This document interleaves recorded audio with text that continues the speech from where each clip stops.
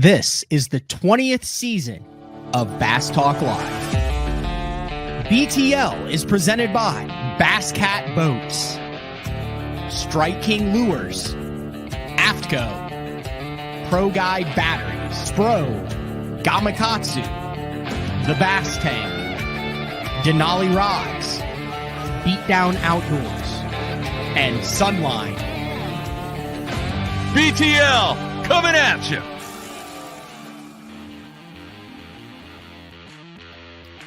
Good morning, and welcome to another exciting edition of BTL Bass Talk Live, where we are going to talk about bass fishing. We got a good show today.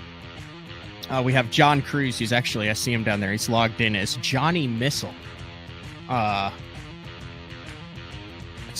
no, that was Johnny Football. I was thinking of down there at Texas A&M on Johnny Manziel. But every once in a while, I get a message that warms the heart. So back in August, I think, Billy from One Bass put a deal out. You know, they had the One Bass Western Open, the Lake Mead Open that just took place. Talked about Julius Mazie, who's actually been on the show before for Guide Day, took home the $10,000 plus a fully loaded Ranger Mercury combo at $55,000, had 45.24 pounds. But back on that show, he had come out and said, hey, you know, we're trying to make sure we need some more AAA anglers. And if you remember how it works out there with the One Bass, one of the really cool formats that they do is they do shared weight format, which works really well out on the West Coast for those guys. So it's a 3-day tournament. Everyone fishes all 3 days. And as a AAA, you get 3 random draws. And like, if you catch all the fish, the 5 fish, it counts for your pro's weight. If the pro catches all 5, it counts for his weight. If you catch 2 and your pro catches 3, then it's the best 5. So it encourages working together. Like, you're in it basically in 3 separate team tournaments. And then your weights carry over to the next day. And I noticed Nick Salvucci, who's actually like won the U.S. Open. I fished with him when he was a boater. Something must have happened to his rig because he fished as a AAA angler. That's the ultimate ringer in that deal. But I put a little challenge out to the BTL listeners, and I said, if you've ever had a desire to get on Lake Mead to fish, I said, with the U.S. Open at Mojave, I said, I've done it on Mead once back in 2018. It was the best time that I'd ever have. I said, you know, with that entry fee, you can jump in, get a plane ticket, get 3 draws, and see what happens. And I got a message from Tyler Bolin on August 16th, right after the show. And he said, well, you talked me into it. Plane tickets bought and registered for the Lake Mead Open. And I responded, heck yeah, hit me up after the Derby. You got a guest spot on BTL. So then I kind of forgot about it. And, you know, we talked a little bit about Julius winning it and how that tournament went down. And then yesterday, Tyler messaged me and he said, dude, I'm back from the Mead Open. If you still want to talk, just let me know. And I said, how was it? And then I looked up the standings and he finished in 10th and he was in the lead after the first day. And he had a big bass and he cashed like over $1,000 in checks and he's headed to work today. And I said, dude, I'm live in 30 minutes. I got to get you on for the first segment of the show to talk about how it went. So Tyler, thanks for jumping on BTL. Yeah, you're welcome. Thanks for having me. I mean, that's pretty much how it went down. You were brought aware of this based on what we talked about on BTL. You looked it up and said, yeah, this is for me, and booked a plane ticket to Vegas. Yep, that's it. I was sitting in a tractor at work, listening to BTL, and called my wife right away. She's still on baby leave, so she had the time off, and I was able to get the time off, and there we went. How'd you get your stuff down there? So we checked it on the flight, you know, rod tube, and just patted all my reels and towels in the suitcase, and that was it. I'd love to hear a run through of how the tournament went, because you were leading after the first day on the AAA side, 1593, correct? Yep, that's right. So, I mean, it was day one was just unbelievable. I mean, I had never seen that lake until the Tuesday before when we had the angler meeting and registration. So I had obviously done a little bit of research. It's wild, isn't it?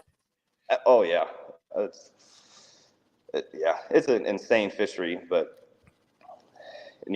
just to see past tournament weights and all that stuff, and to go out there and catch what we caught was unreal. I mean, the whole day was just exciting. I mean, there was never a dull moment. And Who'd you have on that first day? Who was leading after day one?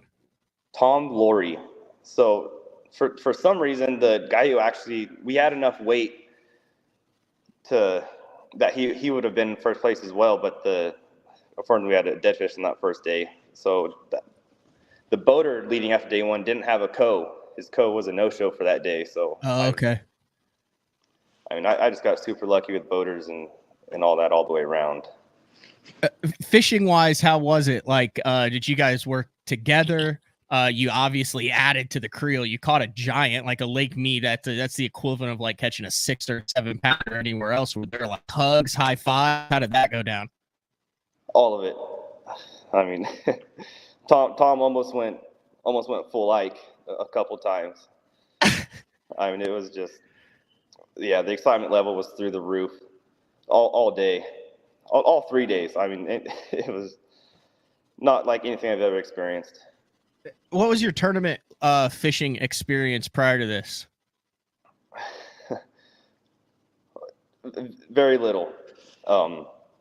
My dad and my dad actually came and fished the AAA side with me at Lake Mead, but my dad and I just fished a little local lake series around here. I live in the foothills of Northern California, so we have a ton of small little fisheries.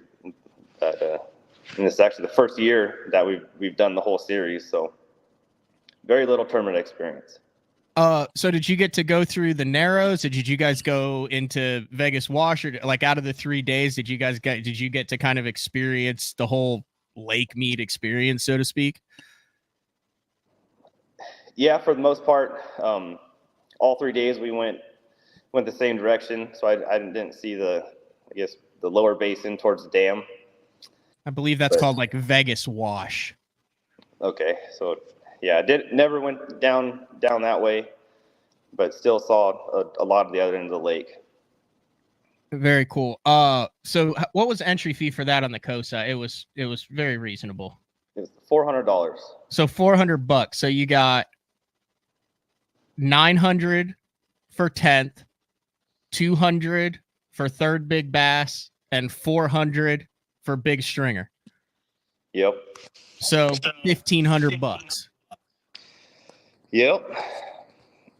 Not bad. Who'd you have the other 2 days? Do you remember?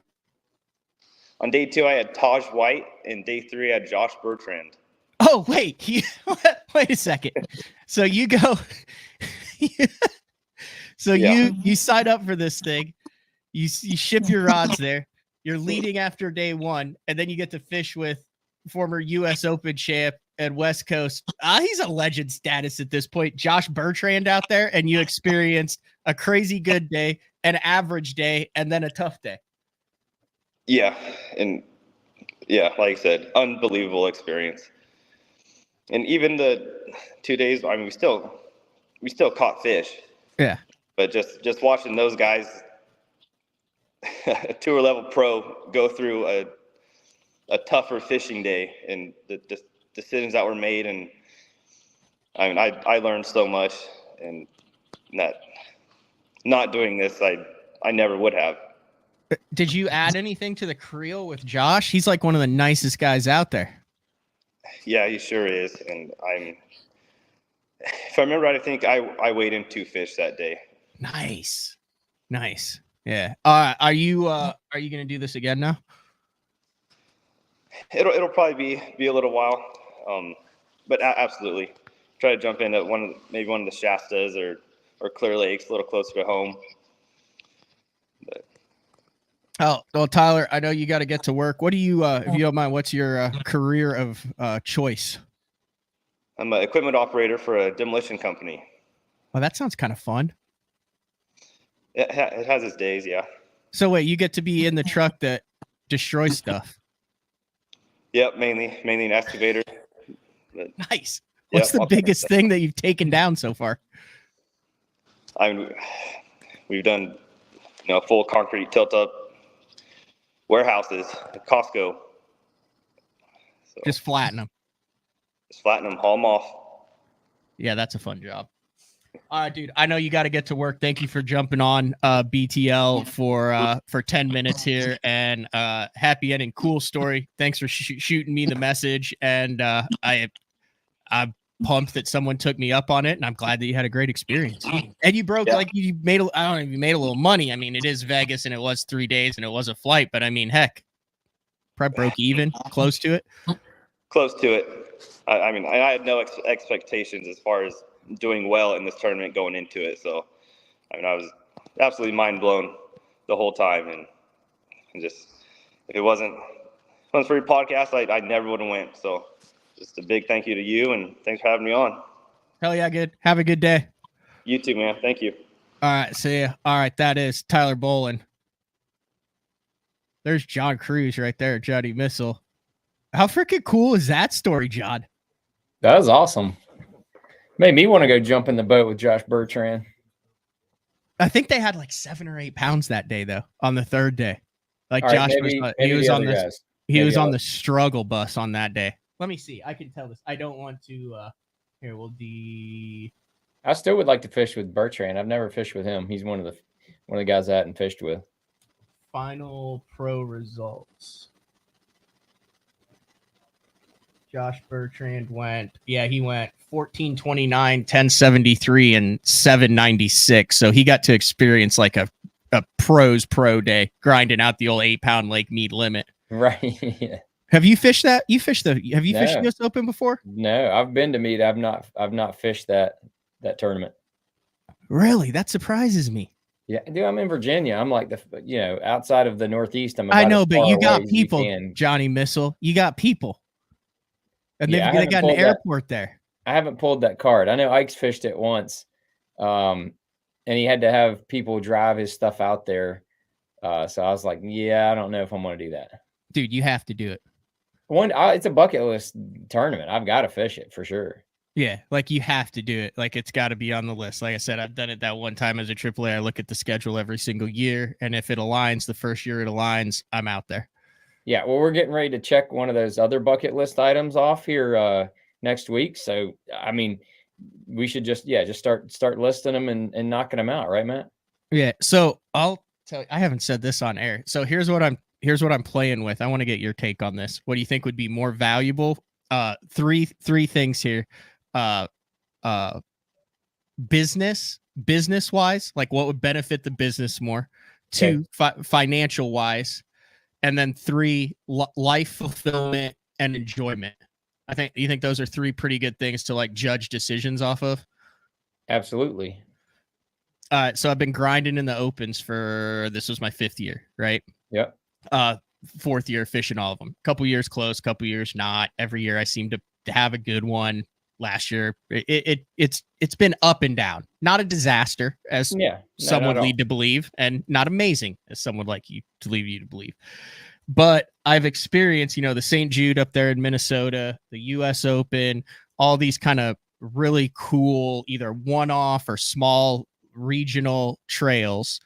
And, I'm waiting on that open schedule to come out in 25. And I'm like, dude, there are some bucket list tournaments that I would love to fish. I would love to go fish a Braden Belt down in East Texas on Rayburn or Toledo Bend. I would love to go up and fish the Canadian Open or one of those big tournaments. I would love to go out and fish the US Open. I would love to go jump in an ABT in Alabama. There's all these other tournament trail. I'd love to go maybe do one of the Minnesota trails. They have like a deal where it's like the every fish counts with the marshals, and it's on different Minnesota Champions Tour, I think is what they call it. So like, do you keep grinding in the opens, which is satisfying? You got skin in the game, or do you take a year and bucket list all of these other tournaments so you still have the competition, but they're one-off to where you're not totally depressed if it's not going your way and you're not sunk into it financially, but you're also out of the game then when it comes to the ultimate goal? It's a 50-50. What are your thoughts on that as a business owner and an angler? I think you're completely right. with there's huge advantages to both. But with the having to pull down an income outside of the tournaments, you've got to be wise. Like, you just can't do everything. And and when you're trying to qualify through the opens, you got to be 100% chips all pushed in with those 9 events. That's it. If you have your focus straight and you're like, oh, I'm going to go fish this event and that event, oh, I've still got to do all my work stuff, you're not going to do well. Like, you just have to be 1000% laser focused on those opens in order to do well. I mean, I'm kind of finding out the hard way. You really need to be the same way on the elites. So that's just the bottom line. So it's like, are you going to try to do a little bit of everything with the opens, or are you just going to take a year and like mark off all this other stuff? And it might, you might find that recharges your batteries for having that sole focus back on the opens. Because you're like, man, I went ahead and kind of did everything else. Now I'm going to go back to the opens and put all my effort mentally and physically into it. Yeah, that's some good advice. Because then I was thinking I could also build shows like where I am regionally for that week and get all the top regional guys on and a lot of excitement, do the live shows from that, which I wouldn't feel like is taking away from preparation for the opens, which is one of the problems with doing the live shows every night after open practice. I don't know. I'm just toying with the idea. I would say right now I don't know what I'm going to do. They have that big, hospital tournament down on the St. John's. I think it's like every May. There's a tournament. I think they usually have a big one on Okeechobee in April. Like, there's so many of those tournaments that would be so much fun to fish. And then you could try to wrangle a good local. So you'd have somebody to kind of, I could fish some by myself. I could fish some with the team guys that I know. I mean, I could also jump into some local, but there's, I'm not doing the Hartwell Open next week, but there's always a couple big ones out there at Hartwell. Yeah. So it's just something that I was thinking of. I mean, you're a business guy too, and I know you still love the sport and stuff, but I think like I said, I'm thinking about it. I think you would have, but especially with BTL, dude, you'd have just as much publicity for anybody that you work with that you could imagine doing that. I mean, if you went and say fished a dozen of those events around the country, it would be just bad. It'd just be awesome content to talk about. You're making me want to go do some of these things, dude. Yeah, no. So I've mentioned it to a couple other pro anglers, and they're like, "Dude, that's my dream, is to just go have fun. And if you struggle in one, you can fish for the win. You're not having to worry about the points, and it would bring the fun back into it." Now, Clay brings up an interesting point. He said, "How hungry are you for an open tourney?" That's the real question. My drive for tournament fishing still burns bright. So it's kind of like that pull, that tug of, what brings more value to you.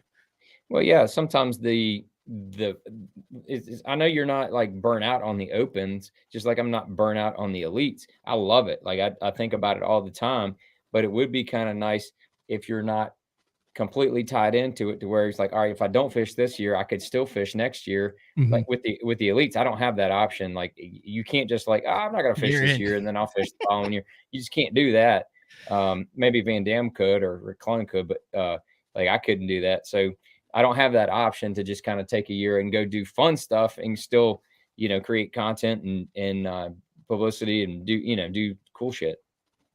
All right. One more thing about these kind of regional team tournaments. So this came across the Basscast today at their website. Have you heard this about what happened at this derby that KJ Queen and Jacob Smith won? Oh, it's in my backyard, bro. I know I heard all about it. All right. I see it on the Basscast. I don't know exactly like if they were the ones who broke that story, but I will share this because this is where I saw it. There it is right there. Everything's pretty mellow in it. Just a normal story there on the Basscast. Cool. KJ Queen.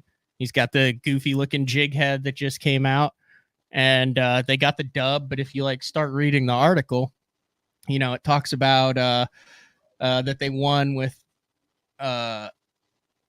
what, 1490, and then there's like a paragraph in here, and it says the final hour of the event, however, unfolded into an unprecedented spectacle as an angler triumphantly weighed in an astonishing 18-pound bag. Another competitor from the crowd confronted him with heated accusations of cheating.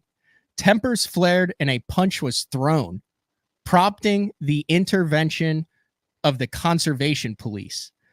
This eruption of aggression at a friendly fishing tournament was jarring, raising questions about the integrity and sportsmanship within the bass fishing community. Now, this is either Brian Carter is that's a well-written sentence. It sounds like a Brian Carter sentence right there. Do you know Brian Carter? Oh yeah. What do you know about this, John? I haven't talked to Brian about it. I'm assuming Brian, dude, he works his butt off, man. He's got a regular job, and then he's got this Basscast thing, and he travels all around to these regional tournaments, like all around Virginia, North Carolina. He comes to the Classic every year. So he's covering all these regional events, and he's got other people that'll cover some of the other regional events if he's not there. So he's running around trying to create a lot of coverage for all these, local anglers, and it's cool. But so from what I didn't hear anything from Brian. I've heard from other people, somebody that was up there at Claytor, that the dude that brought the fish in, a satchel, an 18-pound bag, 4 pounds more than KJ. Correct. First of all, that's ridiculous for Claytor like this time of year, period. 14 pounds is a bag on Claytor this time of year. And like hats off to KJ for bringing that bag in. That's stout. But so this other dude that brought this bag in, apparently people had accused him of not playing by the rules in other events. And supposedly somebody saw him getting fish out of a cage during this tournament from a distance, but wasn't able to get like good video or photos. So when they were like waiting there for him, and then he weighed this bag and they confronted him. Well, when they confronted him, I don't know exactly the series of events, but he refused to take the polygraph. And so the guy was apparently the person that accused him of cheating was very persistent, which ensued the guy that was accused of cheating of punching this dude. He rolled down the hill and hit his head on a rock. The guy that put the fake bag up and went back to his boat and fled the scene, and law enforcement subsequently caught up with him and arrested him for assault. So that's the story I've heard. Wow. That's a story.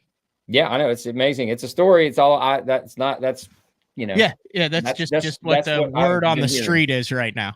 Yeah, word on the street. That's word on the street. I don't know, but they some people have posted some stuff on Facebook with this dude's picture of like, you ever see him at a bass tournament, do not allow him. Is there not fish. we got weights and fish scenario here? Like no one had one of these that was like, oh, hey, here we go. Here it goes. I mean, like, cause that could, I don't know. We could try to get that. Dude, I will tell you how big the walleye cheating scandal was. And I'm sure you've witnessed this too, because you deal with a lot of people and a lot of business and a lot. Anytime that someone finds out you have anything to do with fishing and they know nothing about fishing, the first thing that is asked is about the we got weights and fish walleye cheating scandal. Have you experienced that? Right. Have you experienced that? And it's permeates society. That's what they think of fishing tournaments. Yep. So I was in Scotland last month. No way. Scotland. And I was fishing Loch Ness, which is not a good tournament venue. Great place to fish. One bite in the whole half day there. We were fishing for hoping some salmon had come through. It was more of the experience. It was 10 out of 10. I'd recommend if anybody's going there to do a half day fishing, just knowing you're probably not going to catch anything. He asked me one question about fishing, and it was about in America. One question. And it was about the weights and fish walleye tournament. This is a dude in Scotland on Loch Ness. Wow. Like, it's in the middle of nowhere.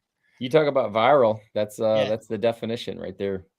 Well, we'll just roll into international travel because okay, so I haven't really planned this show incredibly well because, you know, I'm just knocking things out, but yeah, we leave. I do the Bass Fishing Hall. You going to the Bass Fishing Hall of Fame?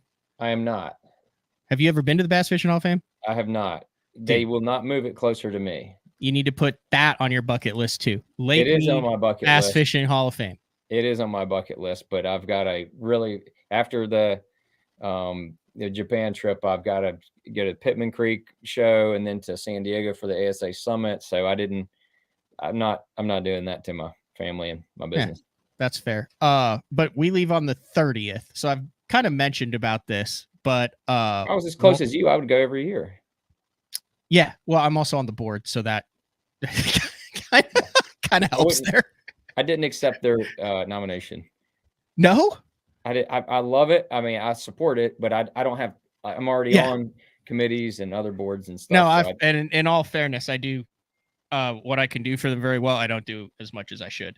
But on the 30th, we head to Japan, and this has kind of been 6 months to a year in the making to go to the Sunline factory where all of the Sunline is made, to talk to the guys, to learn about the line, to see behind the scenes, to be in the studio, to talk.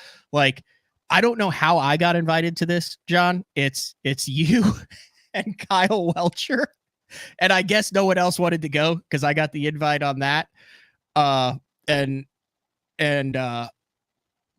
been to Japan, but dude, platform. I'm like super pumped for this. I am too.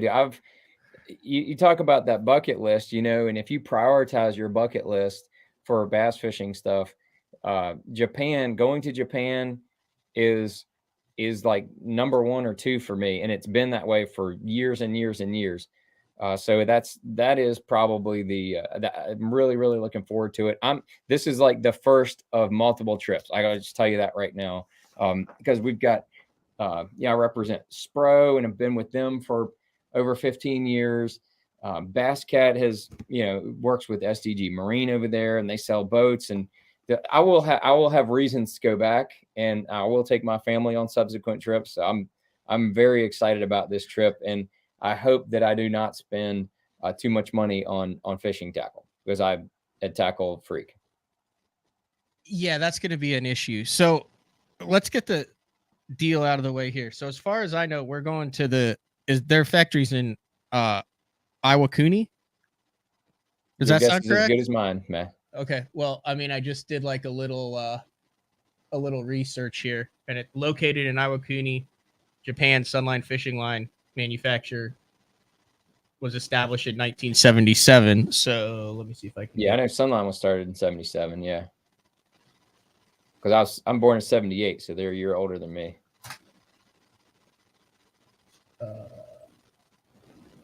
So this, from what I have seen, this is my first time looking at this. I just figured we'd do it together. So here we are, obviously. Uh-huh. You're somewhere in this neck of the woods. I'm somewhere in this neck of the woods. Yep. Then I think we all fly somewhere over here, and then boom. And then we're flying into... Me and Welcher go through Atlanta. Oh, you go through Atlanta. I think I go through Dallas or LA or something. But we fly into Tokyo, from what I understand. Yep. And then we take another plane somewhere else. And then we take a train to somewhere down in this neck of the woods in Japan. So it's kind of like this south western. Yeah, that's more of down in the country in Japan. I do know that. And then we're going to do 2 days at the Sunline factory. And have you ever seen fishing line getting made? Because I've heard how it's made, but one of the craziest things, I want to see that stuff getting made. I have. I've been to the Berkeley plant in Iowa. It was fascinating. We see the braid, the mono, and the fluorocarbon. See them all getting made. The braid, the mono, and the fluorocarbon are somewhat similar. Obviously, it's just different materials going into it. But the way that they're made is kind of similar. The way they're extruded and go onto the spools, and those spools, they put them onto other spools. It's pretty amazing.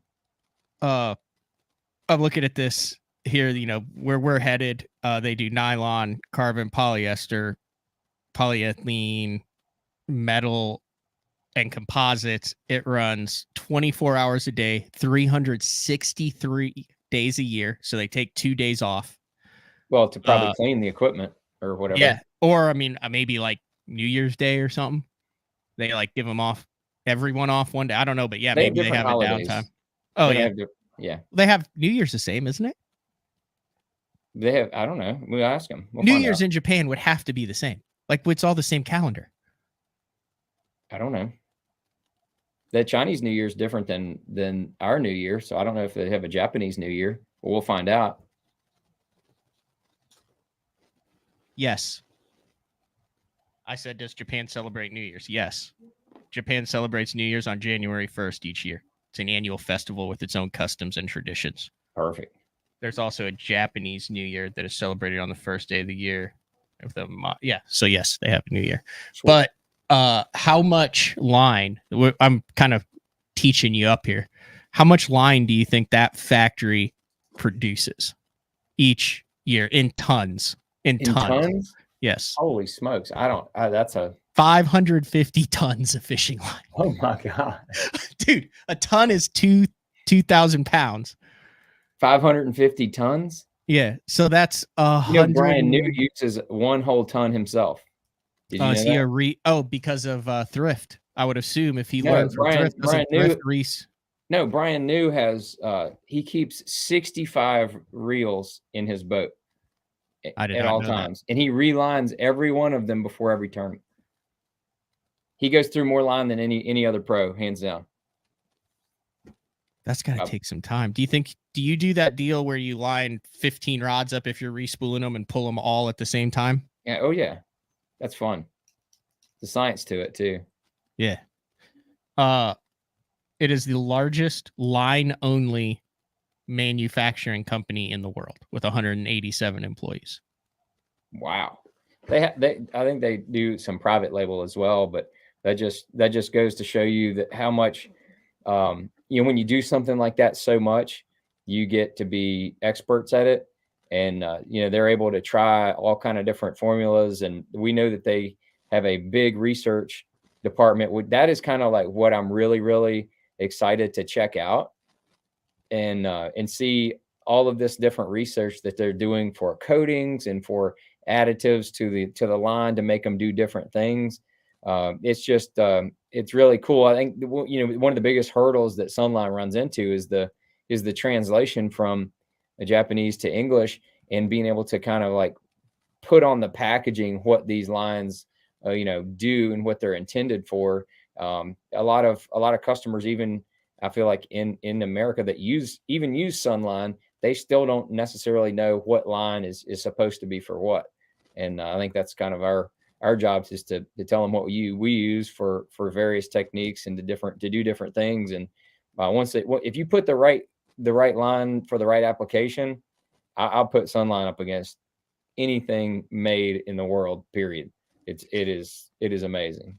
All right. So second half of the show after the break, I want to just run through the 3 different types and what you use as an Elite Series pro. And I actually have some questions about some of that braided line on the spinning reel because there's like 4 or 5 different kinds out that are right now. Right. So we'll save that for the you good on that time wise? Sure. Okay. We'll save that for the educational portion. Before we take the break though, you did mention tackle. And I too am also a little bit concerned about this because based on our schedule, there's a day and a half that is scheduled for quote tackle shops. And I've talked with like Justin Jones and a couple other guys who I know are deep in the JDM world. And Justin and his wife spent their honeymoon over there. Really? Yeah. Oh yeah, Justin Jones. Yeah. I think we might be in trouble, John. This is not. I don't know. This is not going to be good because when Iaconelli and Ish went like 15 years ago, and they each spent $10,000 or more. So with inflation, that's got to be like $20,000 nowadays. That's enough to where I think you're if you read the material that's been presented to us, I think you're gonna have to declare that when you come back over, No, like for tax purposes. no. No. Anything that I mean, you own Missile. It's a bait company that's, I mean, it's one of the big bait companies in the country. As a bait owner and as an angler, like, how important is it to lay your eyes on stuff and touch stuff and see baits that like you can't see ever over here? I'm infatuated with seeing and playing with tackle that I've never seen before. So I can't tell you. I've got boxes and boxes of stuff back here at Missile that I've bought. It's like, oh man, I've never seen that. Add to cart. I want to see it. So I'll get it in, look at it, play with it. A lot of times I never even fish with it because I'll put it in the water and kind of mess with it. Like, nah, it's kind of really not what I thought it was. I can't tell you the number of baits that I've had way before that they've ever been out and been, like a big thing. I've had so many of these baits. I'm trying to think of a couple. I mean, a bunch of baits that became extremely popular and like the hardest thing. And I had whopper ploppers like 3 years before anybody was throwing them. I had them like the actual right bass size and everything. Mm-hmm. I threw it like 10 casts. I'm like, this is weird. I don't think it's any good. So just because you see the coolest next big thing, you have to like put your mind into what is this really, really going to do? And then some of the most off the wall things, like when the spy baits came out, I thought they were a joke. I'm like, dude, they're not going to bite this thing. 3 years later, I was designing one for Spro, and because I absolutely love throwing them. So it's just funny to kind of, you can't rule anything out, even no matter how ridiculous it looks. I mean, the beer can with the lip on it and the blade on the back, dude, that thing will catch them. Like, so you cannot rule out anything until you try it. Dude, this is a record. That's the second day in a row that the beer can has been mentioned. Ott talked about it on the show yesterday. It's a thing, so man. I want to bring something up elsewise. So obviously one of the craziest things going now is the dice rubber. Yeah. And Ott and Andy, because they're talking about their team series win, brought up something. And I'd never really thought about this. So look at that. Get a good visual of the dice rubber there. Yeah. Oh yeah, that looks freaking awesome. But then look at this. And I never really thought about this. But like, boom. Wait, hold on. Boom. Boom. Boom. Boom. Is it really that much different, or are we like really close-minded 99% of anglers? Close-minded. Yeah. We just like, we can't.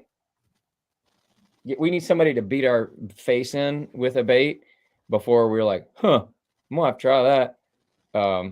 If it looks weird. That is, and there's 100%. a lot of weird looking stuff over there. Probably that the one thing that I am not adjusting to right now, and it seemed to kind of get like big, and then I don't know if it like went away or guys just stopped talking about it. Let me see if I can find it on here. Is that the poop thing? Yeah. What are your experiences with that? I know Missile just came out with one a couple years ago. Yeah, so it like it shot up real quick into popularity, and then it's like it just disappeared. Yeah. But at the same time, if people don't know, all a poop bait is a weedless Ned rig. That's really what the thing is. And it comes through anything, and you can fish it basically anywhere you fish a Ned rig. That's kind of the deal with it. Ned rigs, the popularity of Ned rigs has dropped off as well. I think there's kind of a correlation between, the Ned rig kind of had a it got real popular, and then it's definitely, the Ned rig is definitely tapered off. Like we've seen it with our Ned bombs, it's kind of tapered off, and that I don't know that the market's flooded. I just think anglers have trended away from Ned rigs. So I think that kind of has correlated to why the the poop baits as a category kind of like got real popular, and then they just kind of petered out a little bit. Dude, they're so underutilized. I think it might be one of those that peters out for a while, and then it gets back into popularity once some people kick some butt with it. So how do you decide when all this stuff is coming out and you're seeing it? And right now, especially, I think over the last year and a half, there's been all sorts of weird stuff, especially the more cameras get in Taco's boat. Is how do you decide, like, dude, I know how long the R&D, the design, the production to get it to consumer takes, so we got to get on the front edge of this so we can get it into the people's hands. And how do you know this is like a one-off thing that isn't going to catch on, so we're not going to spend our time, our energy, our money on it? Is that just like a legit crapshoot that you just go with your gut? Like, I think this is going to be a thing, or I think this is a one-off. I think that is a good way to sum it up, really, because there are some companies that in the last couple years, whatever the hot trending bait is, they bring it out to the they basically design their version of it and then bring it to the masses. Mm-hmm.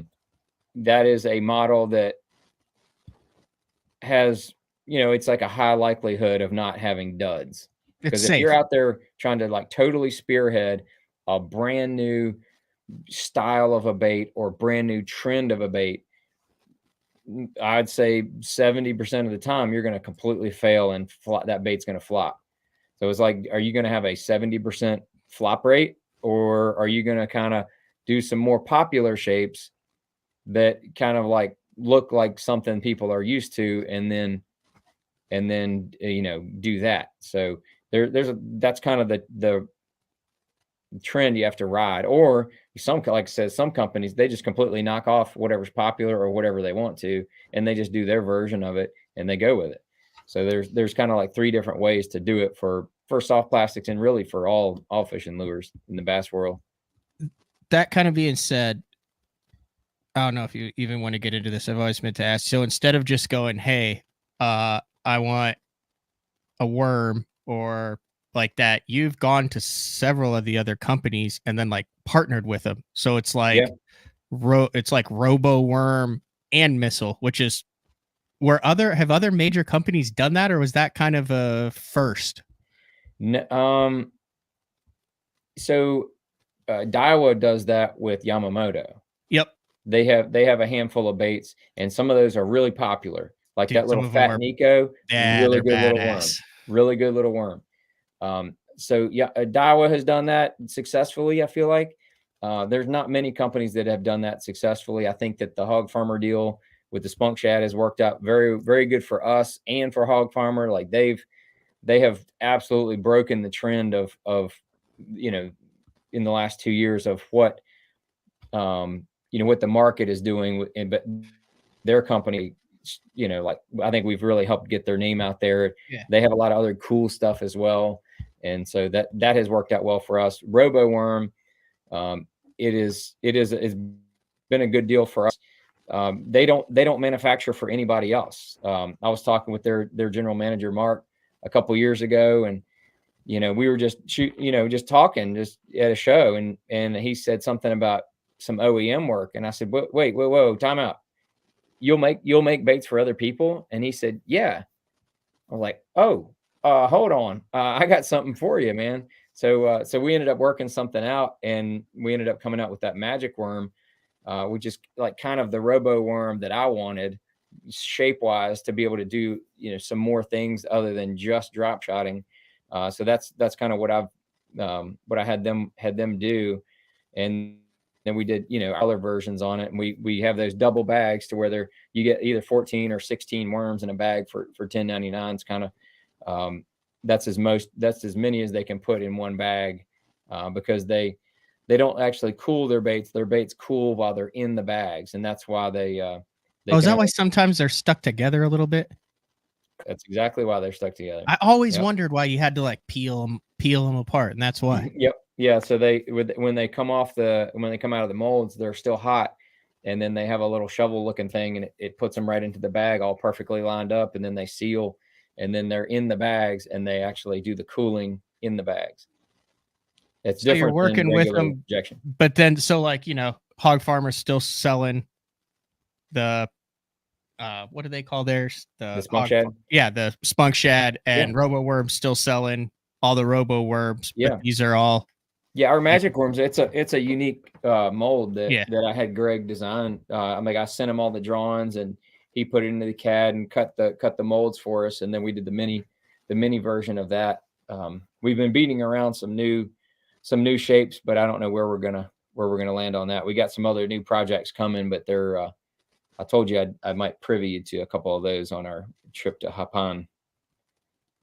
I like it. All right, let's take a break and then let's circle back to the line, because I got a couple questions. We'll pull up some of the stuff, and then we'll talk about some of the things that I want to learn about in Japan. Because I'm not gonna say I get this question all the time. I've gotten this question before. Mainly, it's co-anglers that are like, "All right, tell me about the different colors," because they're confused as to what to put on. Yep. And a bunch of that different stuff. So John Cruz joining BTL. Also, Tyler Bolin opened up the show as well, talking about Lake Mead. We're going to take our first break of the show, and we'll be back right after this.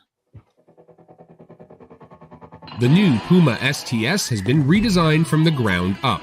With the angler, design, function, and performance in mind, nothing on this new offering was compromised, and the only thing carried over from the previous version is the name. Based on the Soft Touch series hull that started with the flagship Jaguar, this new model is nimble and performs incredibly well at all speeds with either a 250 or 300 horsepower engine. Featuring a new 96-inch wide-body footprint, this hull measures out at 20 foot 7 inches in length. Industry-leading design coupled with tournament-winning performance. The Puma STS from Basscat. Feel the rush.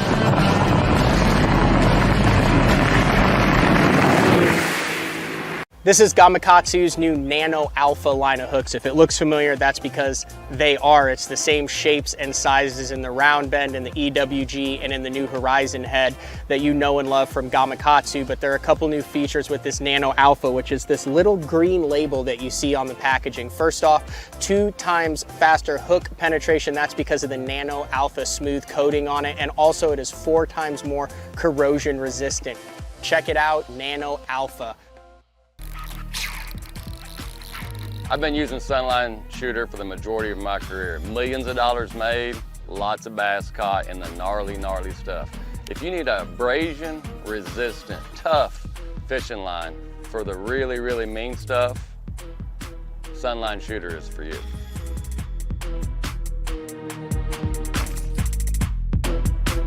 Beatdown is efficient. Rock solid. 100% American made. This thing is super tough. I mean, this thing is not going anywhere. I've ran the Beatdown double stack from Florida all the way up to New York. And the one thing that I know is when I get to my fishing destination, I never have to worry about issues with my graph mount. Your options are endless with these mounts, but they're steady, they're solid. These are the most reliable mounts on the market, and you can't go wrong with the Beatdown.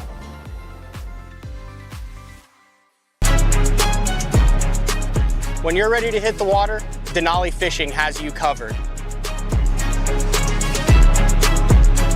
Regardless of your skill level, from beginner all the way up to tournament pro, Denali has rods, reels, and tungsten to get the job done.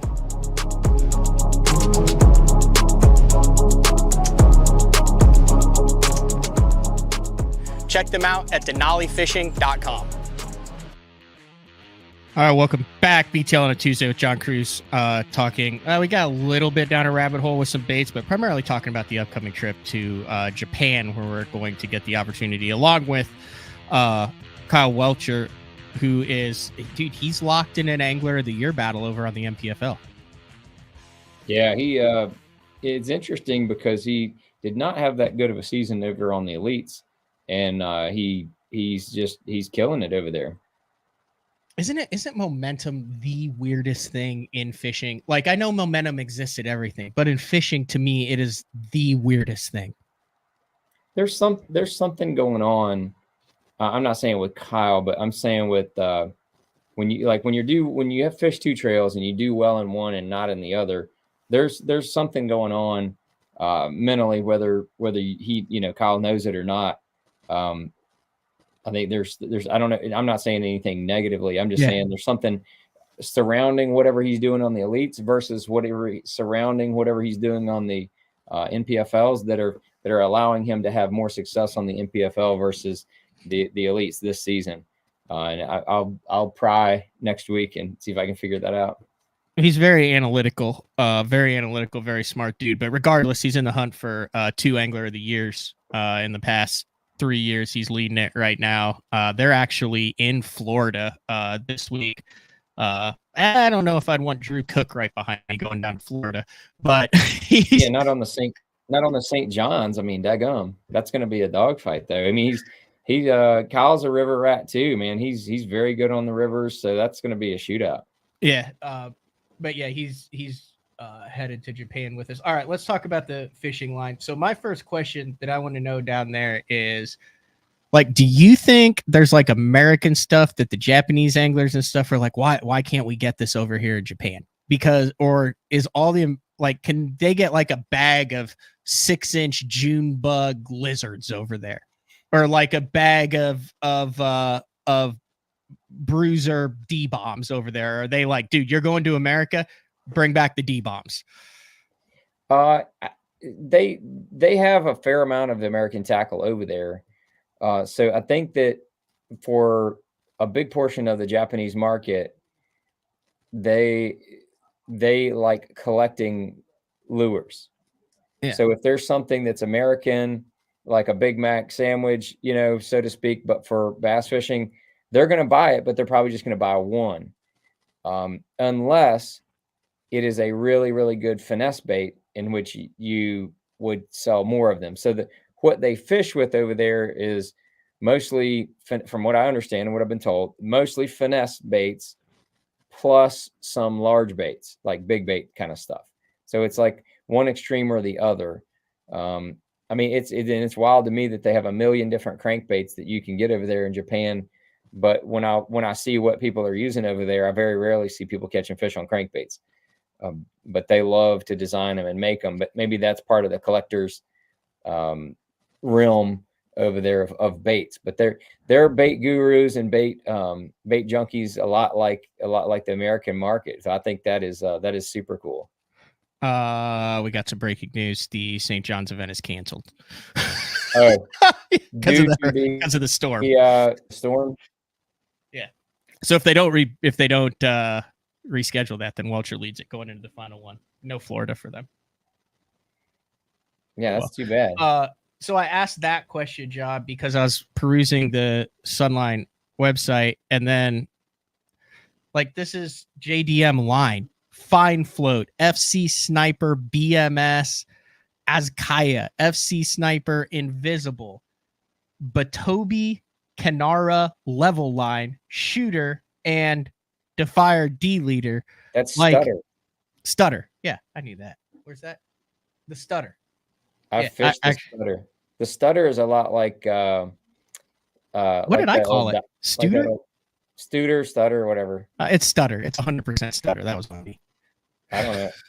But that's I fished that. It's a very, very slick, smooth, small diameter braid. Don't frog or punch with it. That's all I'm going to say. It's not made for that. It's made for like long casting and that kind of stuff from my experience. But I have not, other than I've used a D braid before. D braid's good. It's not super smooth, but it sinks. It was like the first attempt at Gen 1 of a sinking braid, and they knocked it out of the park with the All Might, as far as I'm concerned. So that was my question on it. So that is the braid, and I'm hoping to learn what they actually do to that line when we're over there. But if you fish it, it feels different when you fish it on a spinning rod, and I'm assuming that's because it is heavier braid that sinks. Yeah. So what it is, it has a core in the line, and then the braid is wrapped around that core. The core is what you get the density from. I don't know exactly what the core material is, but the All Might has the braid that goes around it, so it helps it stay round.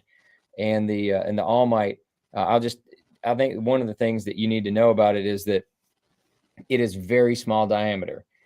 So if you want to fish, like if you're used to fishing 12-pound braid, jump up to 15. 16. They have 13 and 16.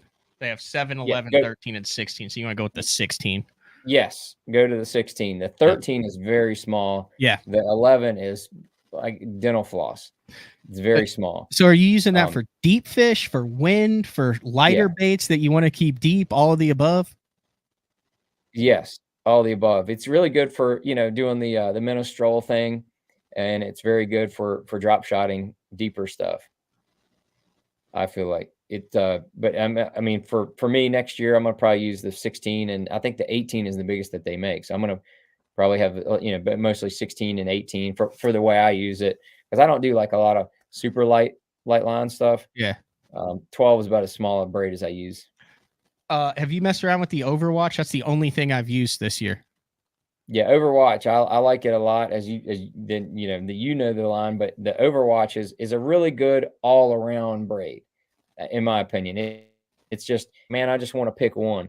I think you could either pick the AMZ or the Overwatch. The Overwatch is what I use when I'm fishing straight braid. So like if I fish a wacky worm or something like that, to where I'm doing straight braid, the Overwatch is definitely what I go with. I've used the Overwatch for minnow pinging before. Does just fine with that, in my opinion. It does perfectly fine for drop shotting. And like I said, it's a good Swiss Army knife braid. But then and then the AMZ is a very good braid to kind of do all of that stuff as well. But it's I think the AMZ is probably smoother, and I really like the AMZ on a bait caster as well. For the 50-pound on a topwater bait, and you will throw it to Kingdom Come and back, dude. It just absolutely sings off of a bait caster with that 50.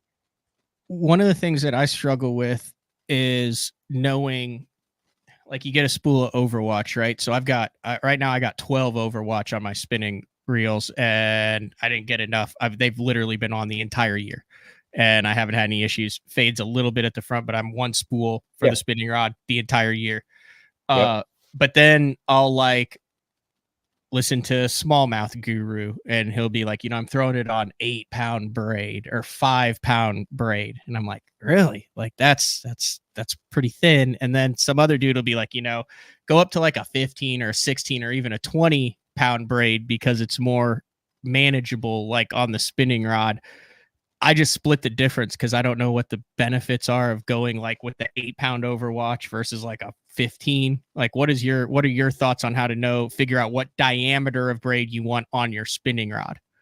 I'm kind of with you, because I'd say a third or more of my my spinning rod applications are kind of like Bubba versions, where I'm putting like 10 or 12-pound leader on there and kind of horsing fish. So you can't really do that with 8-pound braid effectively, because the 8-pound braid will cut into cover if you're fishing around laydowns or brush piles or docks or something like that. So you need a little bit bigger diameter to help do that. So with that being said, that's kind of the way I tend to kind of lean more to go the other way. And I can tell you that Taku and Kioya, they are not throwing 8-pound braid. They are not throwing tiny braid. I'm telling you, they're throwing bigger braid. And they like to pretend they don't understand what you're saying when you ask them about it. And so I just look at their because it's more manageable. I can't tell because they won't give me a straight answer. I don't know. It's interesting. Next question on braid then that I'd like to get your opinion. So I still up until this year, before this, I'm an if it's not broke, don't fix it type of guy. I got that right, didn't I? If it's not broke, don't fix it. Yep. Have never had any issues with the SX1, and I would order equally the green and the fluorescent yellow. Yeah. how much does this really matter, or is this simply for visual? Do you think there really are times where you catch more fish because you go with the green as a fluorescent? What are your thoughts on the colors? SX1 is a nice, tried and true, consistent braid to fish with. My warehouse manager, Mark, he loves the SX1. Like he's good. He's like, he's tried some of the newer braids, but he still goes back to his SX1 because that's what he likes and is the most consistent. And he likes throwing, 10 pound. He likes a little bit lighter because he fishes a lot of 6 pound, 4 pound test stuff. But yeah, it casts very well, handles very well. SX1 is kind of hard to beat as an all around. He's not quite as smooth as, say, an AMZ. The AMZ, I think, is probably the smoothest line that they have out right now, as far as the braids go. But I mean, it's kind of like you can't go wrong with anything that they've got. Like with the AMZ and the Overwatch, it's like two different ways to kind of go about the same thing as the way the line works. Then the All Might's in its own category because it's a sinking braid with that core, helps keep the line down. That stuff that's going to get a lot of work from my spinning rods next year. But do you freak out about the color? I freak out about the color, John. Like if I'm throwing a shaky head or a Ned, I'm like, dude, I gotta have dark green. Like I don't want that chartreuse. But then if I'm throwing a wacky or it's totally counterproductive. I'm just saying what it is in my head. But like, are there any times ever where you shy away from the fluorescent yellow, the bright yellow color, where you're like, dude, like I gotta go with the green? If I'm doing straight braid, I'll either do the green or the Overwatch, and then I might color the line a little bit. But usually that's going to be in usually a water with a little bit of color to it. But I've caught them in crystal clear water with straight braid, but I like making it a little bit darker. I'm not a big believer that fish see line. I'm a big believer that the line size affects the action of the bait, and that's hands down more important than them seeing whatever color or clarity that the line is. If it affects the action of the bait, it could be crystal clear. If the line's too big and it affects the action of the bait, they may not bite it. But if that line is small enough, even if it's pink fluorescent, if that line is small enough and it allows that bait to do the action that it takes to trigger that fish to bite it, line color doesn't matter. All right. One more question about this, and then we'll move on to the next one. So I see like the AMZ 8, and I see everyone talks about the different. You talk about the roundness of the braid. Yeah. The difference between a flat braid and a round braid is a round braid critical when you're using that 10 to 15 pound test braid as your primary on a spinning rod and then tying it to a leader? It seems like the rounder the better. Yes, absolutely. It's not as much of a thing with Sunline because all of their braids are tied in a way that they stay very round. Some of the lower end braids will flatten out on you. If you're fishing a flat braid on a bait caster, it doesn't make too much of a difference. If you're fishing a flat braid on a spinning rod, you may have a problem. So that, to me, that's where the big issue comes. And whenever I don't like fishing new braid on a spinning reel, like the first day, if you don't prepare the braid right, you'll get some issues with it. Like you might get a wind knot. I don't care what braid it is. Like the first day that you fish with it. So I really like making sure that braid is good and moist. Line conditioner on the braid, I think, helps with those wind knots early on. But just getting a lot of that braid off of your spool and then running it back on. So making 8 or 10 easy casts, not hard casts, easy casts to get some line off, get it like a little moist and kind of get it going before you start like trying to heave your drop shot or your little minnow bait across the universe is a good way to kind of minimize your wind knots. Once I started doing that in the last couple of years, I essentially I very rarely have a wind knot. Yeah, that Overwatch it's the way it's soft. You would think it would be like wind knot hell. I can't remember a wind knot or anything in the spool that I've had with it. Yeah, a lot of them comes from, not the greatest guides on your rods too. All right, your thoughts on the leaders. This is something that Sunline is like, I would say is more, they've taken a saltwater approach to the bass fishing. Is that fair to say? Because like I still peel 15 feet off of shooter for my leaders, but they have the Tepo, which is the tapered leader now, the FC leader, the V hard, like little spool specifically designed. Do you use any of the smaller, 50-yard small spools that are designed for leader, or are you a shooter or a sniper guy when it comes to your braid to fluoro leader? So I have played with a bunch of them, and the shooter is like the top-notch material that is possible to be made in fluorocarbon. So shooter's like the top of the line, best materials, period. If somebody wanted to just kind of default the shooter, not a bad idea.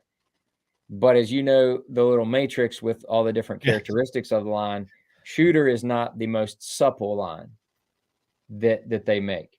Sniper is one of the most supple lines that they make.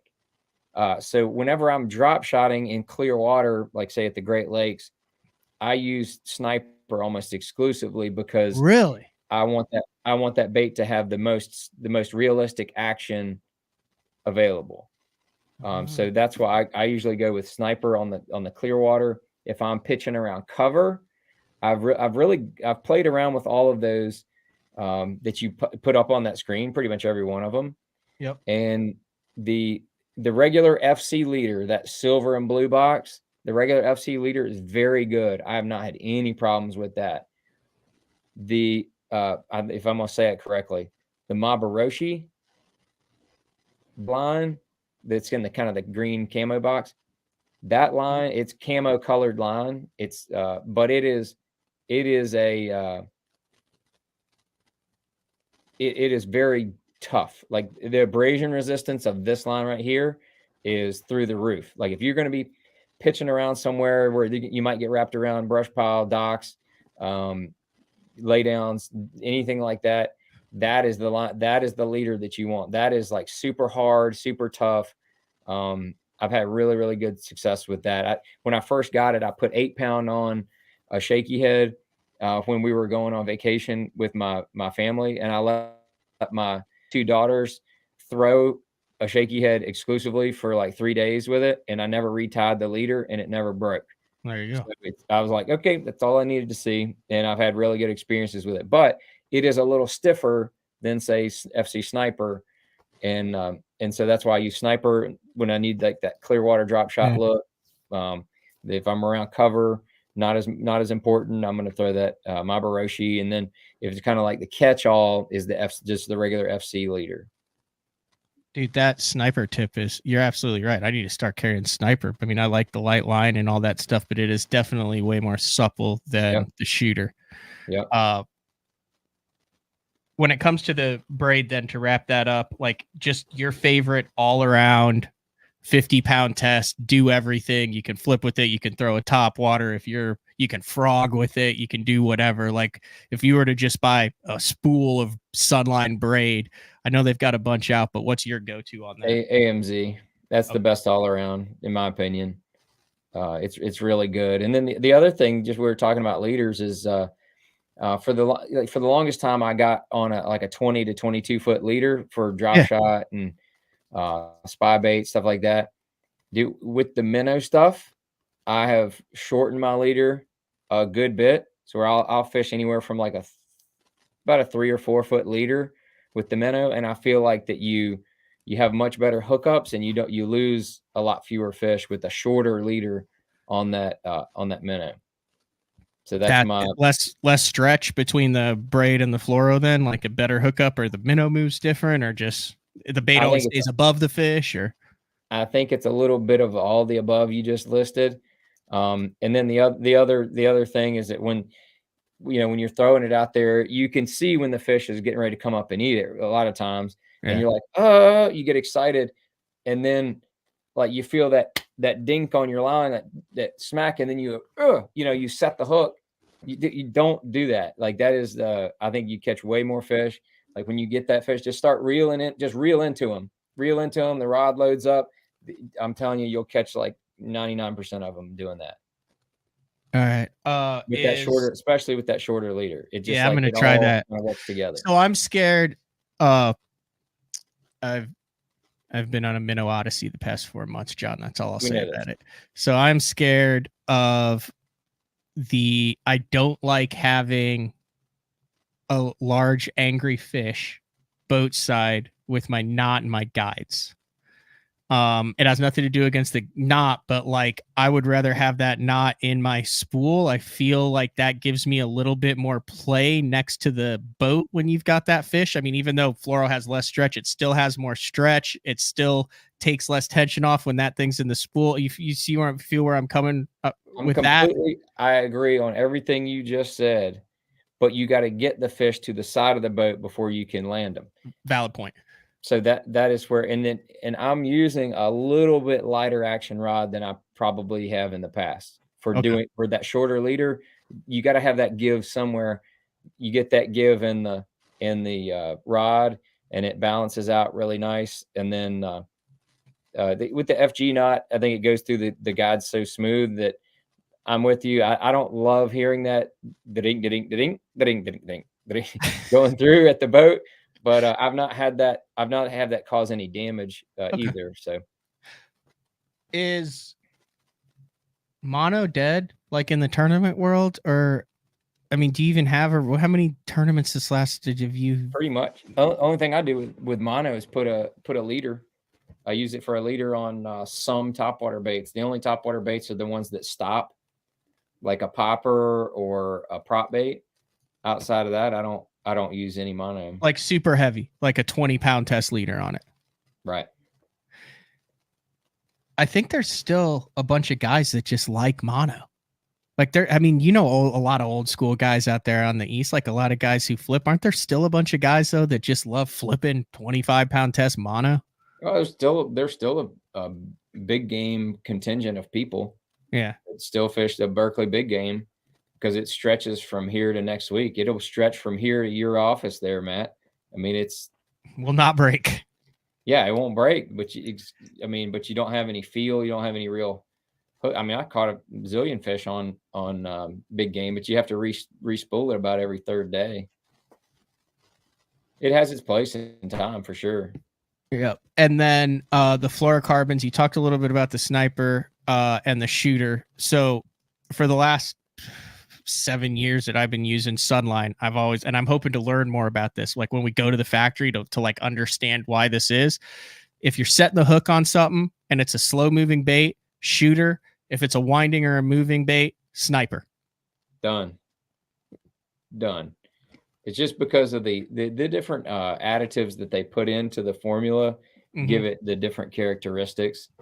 And that's the main differences in the fluorocarbons, and it seems like the higher quality components of the fluorocarbon, the little beads of fluorocarbon that go in there, they get melted down and then extruded through a little deal. It's like those things. It's like the price is, you can get cheap ones or you can get expensive ones, but you can tell from the product. I feel like this line, I want to get your thoughts on it. I just want to get your initial, and obviously you use Sunline. You're sponsored by Sunline. The show's sponsored by Sunline. So we're buying it before that there. That's what I'm saying. I like to let people know we're keeping it full disclosure, but It is literally the only line you've used for how many years? I'd say over 15, between 15 and 20.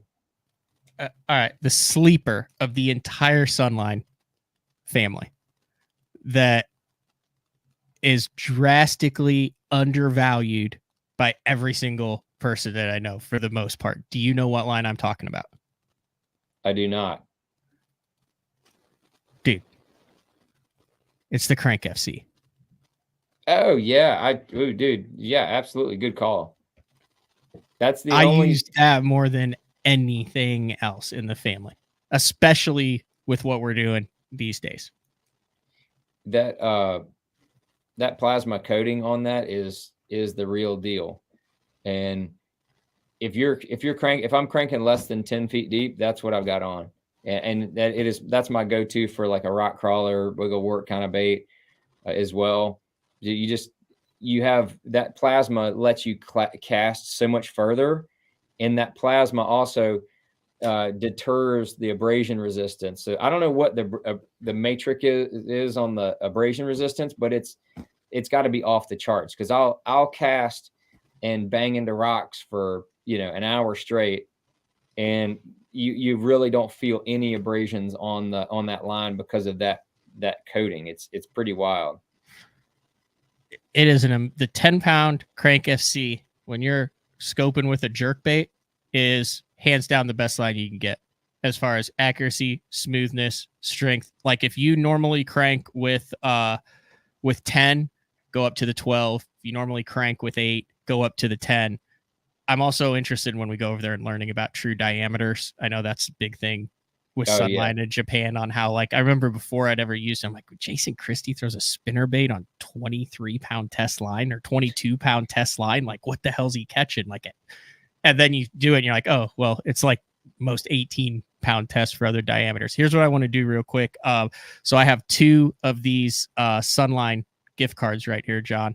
Yep. And I'm just going to randomly pick for the show right now some comments, and each one of them is $50 to $400 on sunlineamerica.com. It is 30% off a one-time order up to $400, between $50 and $400. So, like, I'm just going to randomly pick comments here. I still don't know how to do that, and we'll see who I land on. Gabe, I landed on Gabe. Like, this was the comment that I landed on. So Gabe, if you would like one of these cards, matt@bassone.com. All I'll do is give you the code on the back, and then I'll throw it away. You can use that on sunlineamerica.com. And then I'm going to scroll again, just hit random comments. Oh, shocker. Clay, that was the comment. Oh, I'm not even kidding. That's what it ended on. Yeah. So Clay, if you want 30% off, matt@bassone.com. See, this is stuff I can give away and not have to ship to anybody. So done. Those 2 things. But yeah, I like the Crank FC a lot. Yeah, that is a good sleeper call.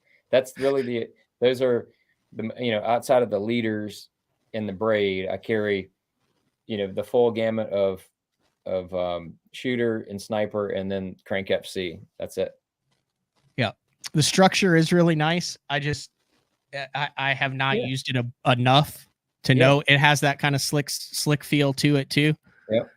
And then over the past 3 years, I haven't done much structure fishing. So yeah, I mean, if you got guys that are just like, they drag a worm through a brush pile, you might want to pick a spool up, because you might really, really like it. But outside of that, it's a very, technique specific line. Yeah. I bet we'll be able to get some more of these. We'll throw 3 in there. Ben Fishing, matt@bassone.com. I got a 3rd card for you, 30% off. I got Ben Fishing. I'll check them. All caps. I'll check them. I'll check them after. Anything else on the Sunline front?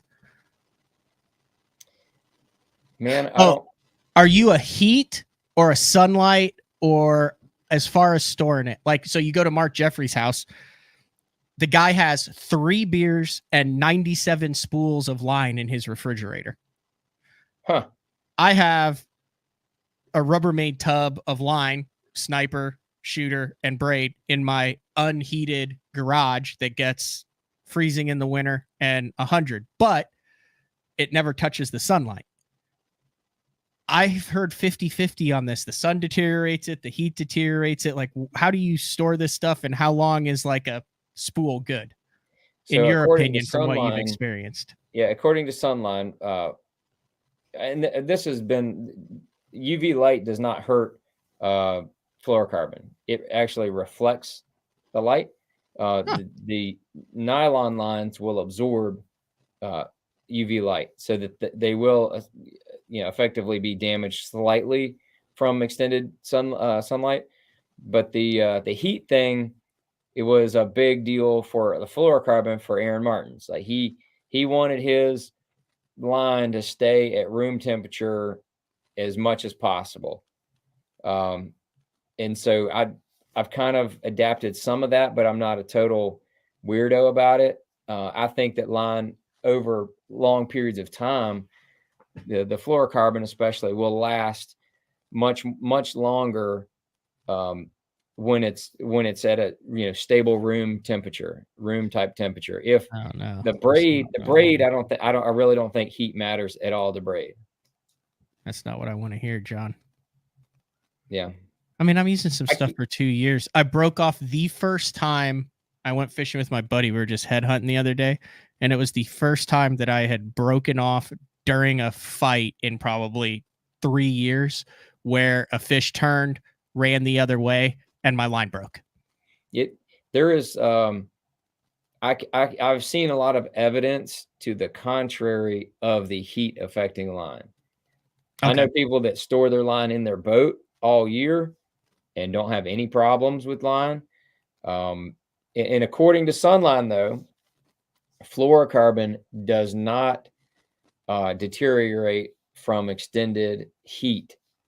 Now, obviously, within reason, I think their extended heat was like, a little over 100 degrees, which is, it's probably what it would be like in the back of a truck, in the summertime.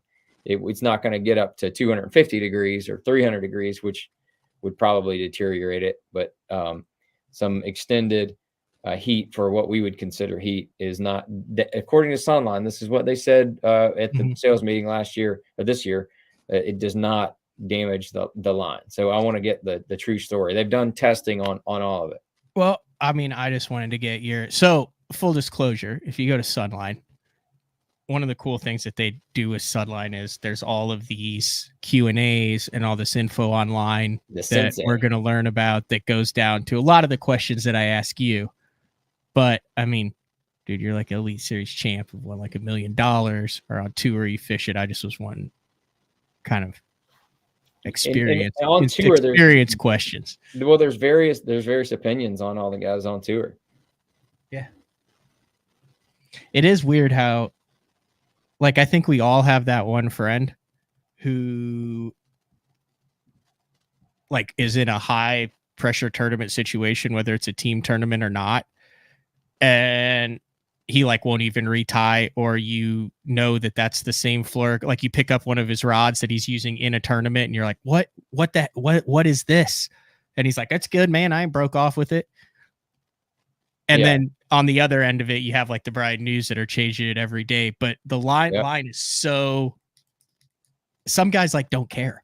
They'll just spool it on and just like keep rolling with it for months. Other guys, every single day. Yep. Yeah, I think it's just what you gotta make sure you have confidence in it. A big part of like extending the life of your line, in my opinion, is making sure that your worm gear and your reel is clean and all of your guides are clean on your rod. I mean, I know a lot of pro anglers, they never clean the guides on their rods. The guides are where the dirt gathers as you're reeling your line out of the dirty water. That's where it gathers, is there. And then on the worm gear, I clean my guides on all my rods, like every tournament. And you'd be surprised if you go through every single guide and then look at your towel or paper towel or whatever you're wiping it off with, like, oh my God, look at all that dirt that's on there. And then your line stays smoother longer and it has less abrasions because it's not, getting scraped through all that dirt. How do you clean your guides? Usually with the microfiber towel. I squirt a little line conditioner or something like that on the towel, and then I just clean them. So it'll put a little coating of line conditioner and get all the dirt off at the same time. I like it. No, I broke off because it was my fault, because we were catching like big white bass. So I tightened my drag so I could just reel one in. And then the next one, it's like an 8 to 10 pounder, and it ate it. And I was like, oh my gosh. And instead of, like, I'm big on like heavy reeling, and most of them come like this, but this thing like came up out of a tree and then like it ate it like this. Like, it didn't eat it like coming, you know what I mean? Yeah. Like, it decided to go 180 degrees from the direction that the bait was going. And I went, oh no, boom. And I literally broke off. I didn't break off at the knot. I broke the leader off, and it was 100% my fault. on it. Like I said, that's the first time in 3 years that I broke it off a fish where I go, like I broke off one in the open on leech that came up from a boulder, ate it, and I had cast past the boulder, and I just looked at my co-angler and I was like, that fish wasn't meant to be. Like there was literally nothing I could do about it. It was like a freaking 5.5, 6 pound smallmouth. I'm sure it just came up and went right back down, and it just went and it was gone. Yep, just see you. I've had that happen a few different times. Those don't like haunt me ever. Like the ones where you know you did everything right and you're like, it just wasn't meant to be. There's nothing you can do. Yeah. Yep. But on average, how many times a year would you say you break off on a fish? Like how many times a year do you hook a fish in the Elite Series, whether it gets stuck, caught in something, your fault, line failure, whatever? Like out of the fish you hook, how many would you say break the line on a yearly basis? I've had years where I never broke one off. There you go. And I've had years when I'll break like 2 or 3 off, just like in those situations like you're talking about. Like I remember distinctly of 2 different fish not in the last couple of times, but before that I've broke fish off on big giant boulders on Champlain, to where you throw over there and you're like, all right, man, if you bite this thing, you better swim the right way. And then you hook it, swims the right way, and then it swims the wrong way. And it's like, that's it. You're done. You just reel it in, tie a new one on. There's nothing you could do. The fish just decided to go the opposite side of that rock. As a whole, generally speaking, would you rather spool up on the lighter side, or would you rather spool up on the heavier side? Lighter side. Okay. I like the lighter side. It's just gives your bait more action for sure. I'd rather get the bite and then deal with it than never get the bite. Anything else? I'm not extreme with it though. I mean, I have fished 5 pound test in a tournament before, but it's been a while. 6 is usually the smallest that I'll go. Shockingly, I have found myself, especially in these northerns, going heavier and heavier than I ever thought I would. Like, I mean, I'm drop shotting 10 and 12. Yeah. I'm minnowing 12 and 14. Like, I'm like, holy cow, they're still eating this stuff. Yeah. So Ed Locker, and he will fish bigger line than let's say me and Brian Schmidt. Yeah. We all room together, and he's like, I don't think it makes a difference. I think well, a lot of smallmouth up north, I feel like they're just totally reactionary. But then there's a lot of times when you catch them in the right mood, you could throw a battleship rope and it'd be fine. But smallmouth can be unbelievably picky when they want to be, and you don't know when they're going to want to be. So you kind of have to be able to balance, I think, light line and then, line that you can get them in an efficient, quick manner. And then Ed got humbled real quick when he was fishing the same spot a couple of years ago at St. Clair, when him and Taku were sharing this area. The first day they both caught him pretty good, and I can't remember if it was the second or third day. Ed said I think he had 1 fish, and Taku had caught literally 15. He said he was hooked in a fish and landing a fish like the entire first hour and a half of the morning. Like, he never was not hooked up. And he said they were literally going in circles around each other. He's like, we're throwing directly at this exact same fish, and he was absolutely blistering him. So he's like, okay, maybe there is something to the line size. Who partied harder after the win, Ed or this year, or you in 2022 after you won on the St. John's? I partied harder than Ed did when he won this year. Yeah, so does that answer the question? Oh, you partied harder this year on Ed's behalf. Correct. That had to be pretty freaking cool, dude. Like, I mean, it's kind of established kind of your guys' relationship and stuff, but to see him go out in a tournament like that on a fishery that you guys are familiar with, have history with, with all the minnow pingers and drop shot, like, at everything going on, and do it the way he did it, old school, and like with the jig and the dragon, like that had to be a pretty cool win to have a little piece in. Yeah, I mean, it was pretty interesting because he never would have won that tournament if he was in it for the points, because he would have fished in the part of the lake that he always fishes and he loves, but that's where a lot of other anglers were as well. So he went down the last day of practice to this section that he didn't even know anything about. He said, man, it kind of looks good. He said, what do you know about it? I said, I know they win tournaments there in the spring. He's like, that's all I need to know. So he went down there and had a pretty good practice day, not like out of this world, but he had a 5 and a 4 and then some other decent fish. And I said, dude, there's a lot of fish there. You just got to figure out how to catch them. And first day, first 2 days had just magical days. Third day, things started to tighten up a little bit. And then that fourth day, things got tough. And he saw a little point looking thing that looked good. He was going to fish. And so he stopped short. And when he set the boat down, he saw some blips on his 2D. So he drops the trolling motor, looks backwards, sees a bunch of blips, throws backwards, and then commits to catching like whatever, 14 pounds, 15 pounds, like almost immediately. And then called a couple more times. So like, that's one of the turns. It was meant to be for him to win it. And then just to kind of stay fresh and stay in the moment of what he's doing. So it was cool to see him and everything else. It was awesome. Wait, so your house is Brian Schmidt. So Schmitty, you, and Ed. Yeah. So we you're had Derek, but he retired. So he's right. He's still with us in spirit because we always text him and harass him. I like him a lot. Events. So your entire house is all have had Elite Series trophies in the past 3 years. Yep. That's freaking cool. That's pretty awesome. Yeah. Ed said he felt like he was, not living up to his end of the deal. And then, so now he feels like he's got, if he can get one more, then he'll be on par with me and Brian. And then I would assume Ish would join the melee if a miracle happens at the last Open at Hartwell. I don't know how it's going to work, but me and Ish are 100% rooming together if he qualifies, and everybody knows this. So and if he qualifies, we will probably bring Ike and Ellie back into the mix. Oh my God! So I don't know how this is going to work, but I just want him to qualify, and we'll figure it out.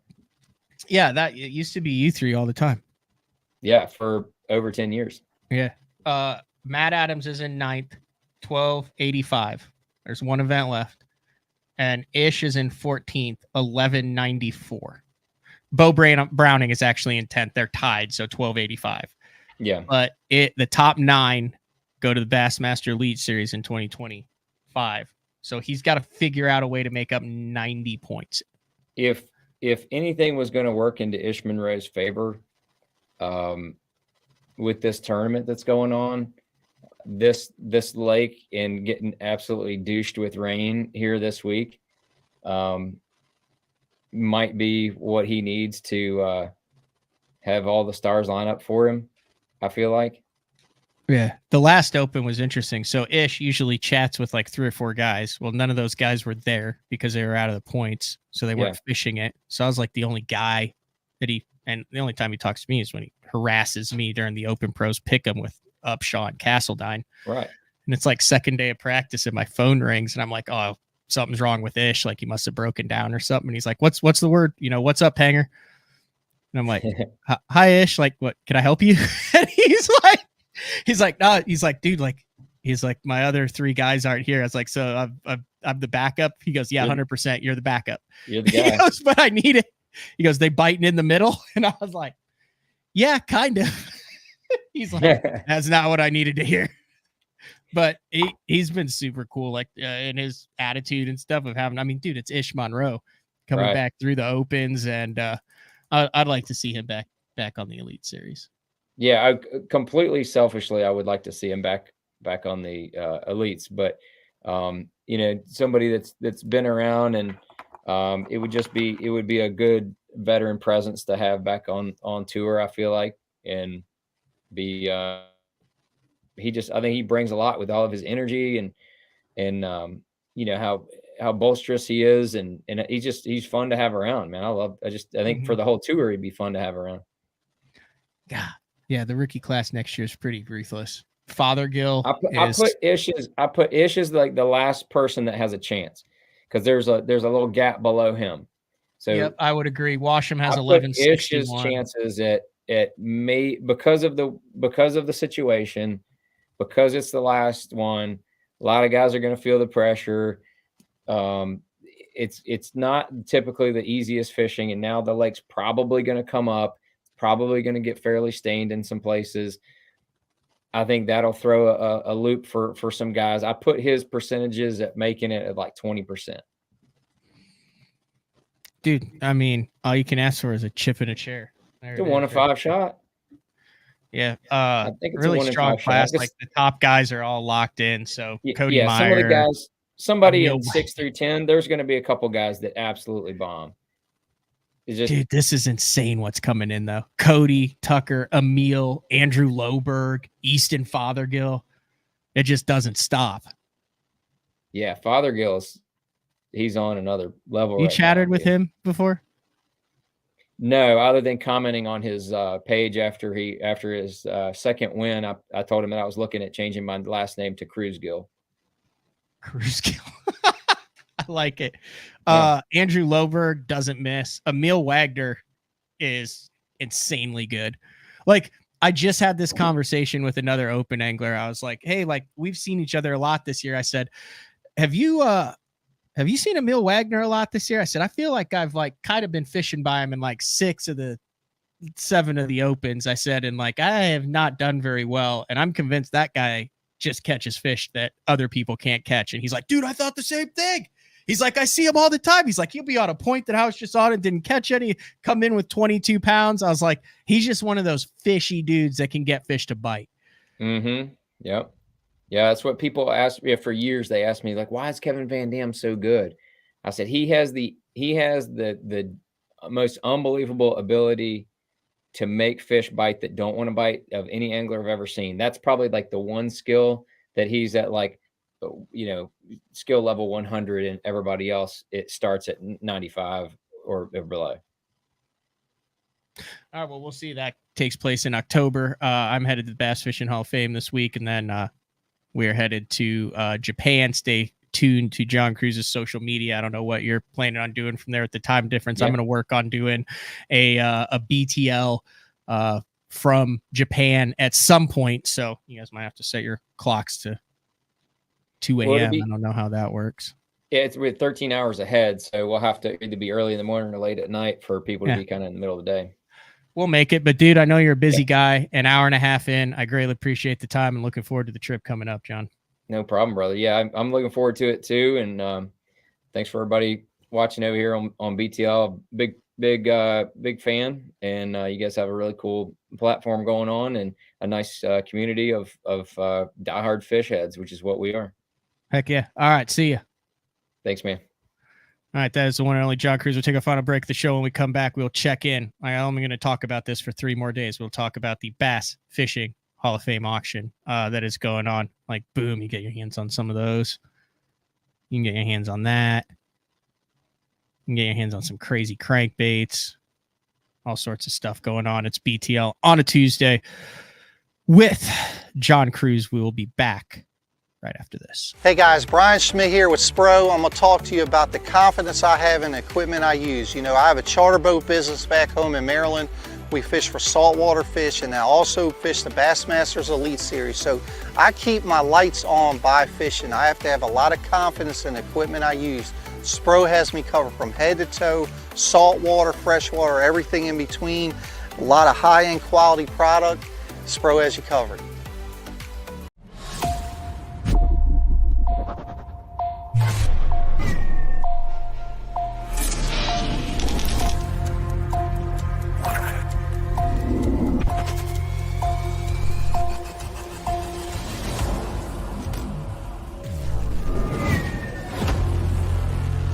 Everything you need, one legendary brand. Top 100, Strike King.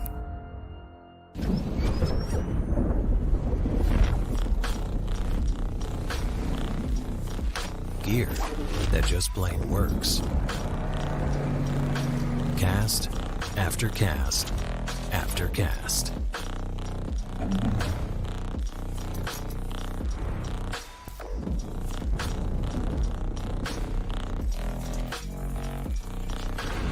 AFTCO. Any fish, any water. Your early morning mentality is your every hour mentality. All gas, no brakes. Focus, purpose, power. destined for the water, but confident everywhere else. A calming buzz before the storm, truth of nature itself. You can't catch lightning in a bottle. There's a limit out there, but it's not with your gear. Unrelenting power delivery. Unparalleled weight savings. Keeping you on the water, whether you run a 9.9 or outscoping your best 5. In this rare air, there's power in the silence. It's a mindset, thinking only of the things that matter and freeing your mind from the things that you trust.